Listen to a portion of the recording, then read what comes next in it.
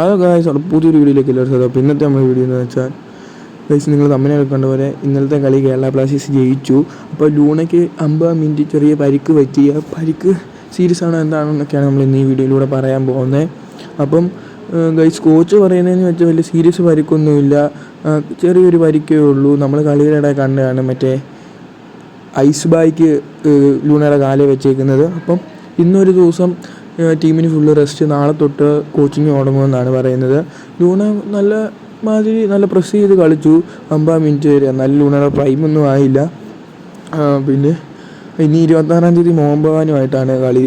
അത് ഭയങ്കര tough match തന്നെയായിരിക്കും. ഇന്നലത്തെ കളി നോവാസുദേ സൂപ്പറായിട്ട് കളിച്ചു. നമുക്ക് കുറേ ചാൻസൊക്കെ കിട്ടി. 3 ഓഫ് സൈഡ് ഗോൾ തന്നെയാണ് നമ്മൾ അടിച്ചത്. പിന്നെ നോയ്ക്ക് ഒരെണ്ണം സൂപ്പർ ചാൻസ് കിട്ടിയായിരുന്നു, അത് പോസ്റ്റിന് കണ്ടേ കൂടെ കളഞ്ഞു. പക്ഷേ വേറെ ഒരു ഗോൾ നോയുടെ വെടിച്ചിൽ സാധനമായിരുന്നു. അപ്പം നിങ്ങൾ കളിയൊക്കെ കണ്ടേ അതിനെക്കുറിച്ചുള്ള അഭിപ്രായം പറയണം. പിന്നെ ലൂണയുടെ കളിയെക്കുറിച്ചും അതിനെക്കുറിച്ചുള്ള എന്തായാലും നിങ്ങൾ അഭിപ്രായം താരെ കമൻറ്റ് ചെയ്യണം. അപ്പം കോച്ച് പറയുന്നത് ലൂണ കുഴപ്പമില്ല, അടുത്ത കളിയിൽ ഉറപ്പായിട്ടും കളിക്കുമെന്നാണ്. അപ്പോൾ 26-ാം തീയതി കളി ലൂണ ഉറപ്പായിട്ടും കാണും.